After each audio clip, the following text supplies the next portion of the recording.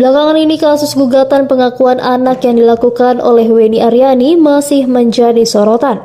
Hal itu seiring dengan pernyataan yang dikeluarkan oleh Pengadilan Tinggi Banten.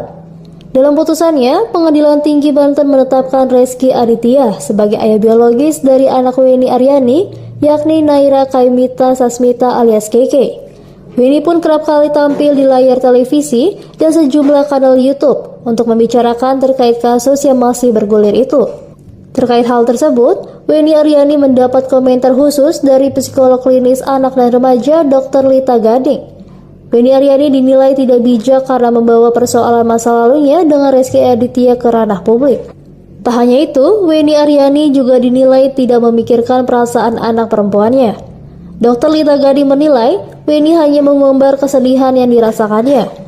Ia kemudian menyarankan agar permasalahan tersebut dibicarakan secara kekeluargaan saja. Menurut Dr. Lita Gading, Weni pun tak bijak jika terus-menerus datang ke acara atau sinar atau podcast dan menceritakan kejadian masa lalunya. Lebih lanjut, Dr. Lita Gading pun mengungkapkan seharusnya persoalan itu dibicarakan sebelum pernikahan Rezky Aditya dengan Citra Kirana.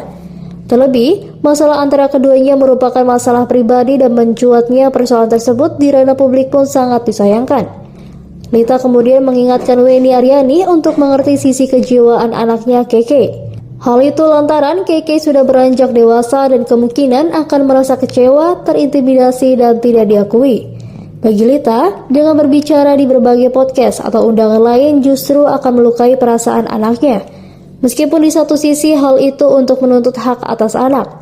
Masifnya pemberitaan cepat atau lambat akan membuat Keke tahu jika dirinya dilahirkan dari hubungan di luar nikah. Aksi Weni yang mempublikasikan tentang aib Keke beberapa tahun lalu merupakan perilaku yang tidak tepat.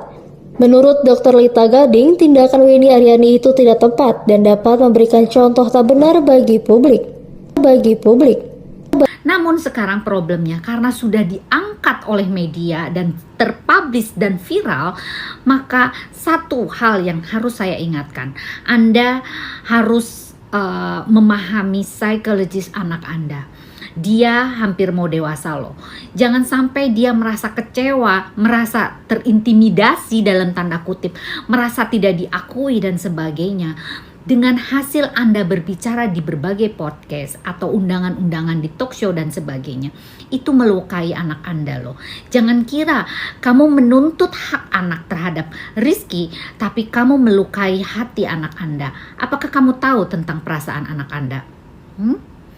Saya hanya mengomentari bagaimana psikologis anak tersebut, bukan perasaan kamu. Kalau kamu, semua orang juga tahu kenapa belum menikah sudah menghasilkan anak.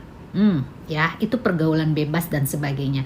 Jadi untuk yang lain para netizen, pergaulan seperti ini hendaknya jangan diikuti.